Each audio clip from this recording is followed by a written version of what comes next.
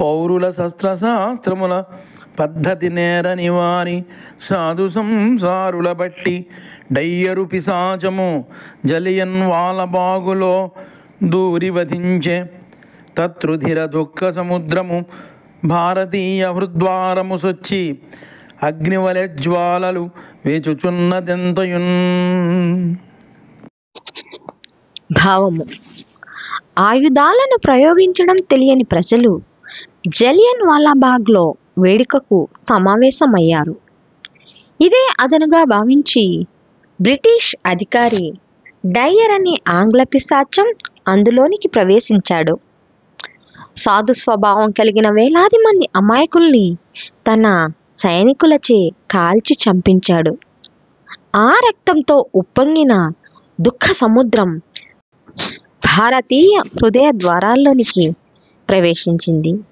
అది అక్కడి వారి హృదయాంతరాల్లో అగ్నివలి మంటల్ని రేపుతుంది. యూరపు దేశమెక్కడనా హోణ కిరాట పుళిందులేడా ఆ ఘోరరణంబునందు తరులగూల్చి జయధ్వజమెత్తినట్టి మా భారత వీరయోధుల కపాటే నిరంకుశ శాసనాగ్ని సంస్కారము చేసినారు. శతజాతికి నీతి అటంచునున్నదే. ఆ యూరోపు దేశం ఎక్కడ? వ్యాపారానికై వచ్చి భారతీయుల్ని వేటాడి వేధిస్తున్న తెల్లదొరలెక్కడా? భయంకరమైన యుద్ధంలో శత్రువులతో పోరాడి విజయం కోసం నెత్తురోడిన మా భారత వీరయోధులు ఎక్కడా?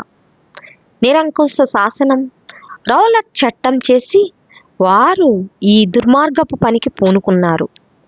ఈ శ్వేత జాతికి అసలు నీతి అనేదే ఉందా? రౌలటు శాసనంబు సమరంబున గెల్చిన దాని కంకుగా గాలము మీనజాలమున గయ్యొనరించిన రీతి హోణభూపాలుర సంగినారు పరిపంది రూపాలురు నవ్వునట్లు. అయ్యో లవమైన ప్రేమ మగునోయి కృతజ్ఞత వేరయున్నదే. తిరుగుబాట్లను అణచడానికి బ్రిటిష్ వారు రౌలట్ చట్టాన్ని ప్రవేశపెట్టారు. చేపల సమూహాన్ని పట్టే గాలంలా ఆ చట్టాన్ని డయ్యర్ జలియన్ వాలాబాగ్లో ప్రయోగించాడు. దుర్మార్గంగా ఎంతోమంది అమాయకుల ప్రాణాలను తీశాడు. దీనిని చూసి సామంతరాజులు నవ్వుతున్నారు. అయ్యో, ఆంగ్లేయులకు భారతీయులపై కొద్దిగా కూడా ప్రేమ లేదు. ఇంతకన్నా కృతజ్ఞత ఇంకేముంటుంది? యూరపు దేశమట్టిటులు నోగగా శౌర్య పరాక్రమంబులన్ భరత వీరకోటి రణపాండితి వైరుల జీల్చి రక్తసిక్తారుణమూర్తులై నిజ జయధ్వజముల్ నెలకొల్పునప్పుడు ఈ దారుణమెచ్చే తద్రుధిరధారలు భూరున పొర్లి పారగన్. భారత వీరుల శౌర్య పరాక్రమాలతో యూరోపు దేశం ఊగిపోయింది. యుద్ధంలో భారతీయులు తమ యుద్ధ నైపుణ్యంతో శత్రువులను చీల్చి చెండాడుతూ వీరోచితంగా పోరాడుతున్నారు. అక్కడి వారు రక్తసిక్తులై ఎర్రని రూపెత్తి పోరాడుతుండగా రక్తధారలు ఉవ్వెత్తున పొంగిపొర్లి ప్రవహిస్తున్నాయి. ప్రళయ పయోధముల్ గురియు భంగి ఫరంగి ఫిరంగి కొండ్ల గుండెలధర దేహ పంజరముడిల్లగా జల్లెడ రీతి మార్చినన్ సొలసియు నిస్సురుస్సురని సృక్కడు చిక్కడు వైరి చేతికిన్ బలవదరి ప్రభంజనుడు భారత వీరుడు మటలేటికిన్.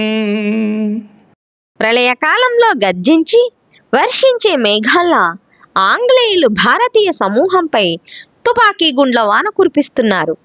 శ్వేత జాతివాడి ఫిరంగి గుండ్ల శబ్దాలకు అక్కడి వారి గుండెలు అదిరిపోతున్నాయి. తుపాకీ కాల్పులకు కొన్ని దేహాలు నేల కొరిగాయి. ఇంతటి ఘోర యుద్ధంలో కూడా భారతీయుడు ఎక్కడా అలసిపోలేదు. శత్రువుల చేతికి చిక్కిన దాసోహం అనలేదు. శత్రువుపై భారత వీరుడు విజృంభించాడు. అట్టి భారత వీరుని పరాక్రమం గురించి ఏమని చెప్పగలం? ఆహారంబున కంగలార్పడు రణవ్యాపార పారాయణుండై హర్యక్షమురీతి వైరి గజ కుంభానీకముల్ చీల్చి సందేహం బంధక ఆత్మరక్తమొలికించెన్ భారతీ సైనికుండు ఆహా ఆంగ్ల కిరీట రక్షణ సముద్యద్భక్తి సంయుక్తుడై.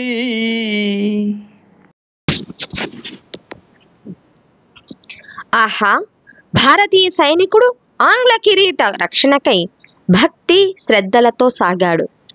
ఎప్పుడూ ఆహారం కోసం దేహి అని ప్రార్థించలేదు. యుద్ధావేశంతో శత్రువులని ఏనుగుల కుంభస్థలాలను సింహంలా చీల్చి పోరాటం సాగించాడు. శక్తి వంచన లేకుండా యుద్ధంలో తన రక్తాన్ని చిందించాడు.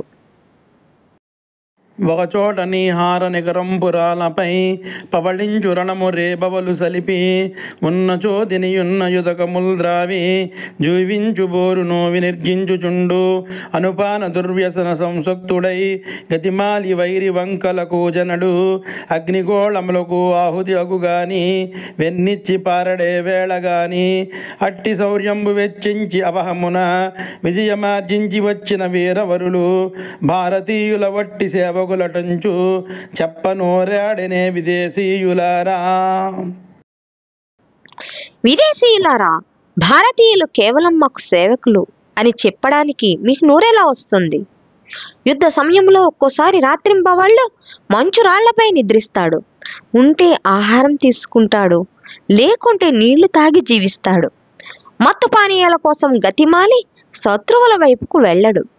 అవసరమైతే అగ్నిగోళాలకు ఆహుతైనా అవుతాడేమో కానీ యుద్ధంలో వెనుదిరిగి పారిపోడు. అలాంటి పరాక్రమం కలిగి యుద్ధంలో విజయాన్ని సాధించి వచ్చిన వీరులు భారతీయులు.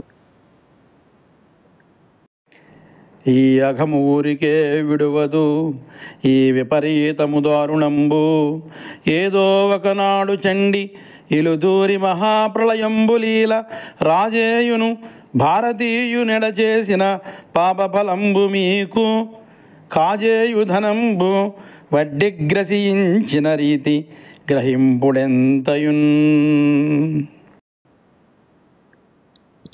ఈ పాపం ఊరికే పోదు. ఇంతమంది భారతీయుల్ని పొట్టను పెట్టుకోవడం చాలా దారుణం. దోచుకున్న ధనాన్ని వడ్డీతో సహా మింగినట్లు భారతీయుల పట్ల మీరు చేసిన పాప ఫలితం అనుభవించక తప్పదు. ఏదో ఒకనాడు చండి కాళిక భారతీయుని ఇంట చేరి మహాప్రళయాన్ని సృష్టిస్తుంది. ఈ విషయాలను బాగా గుర్తుంచుకోండి.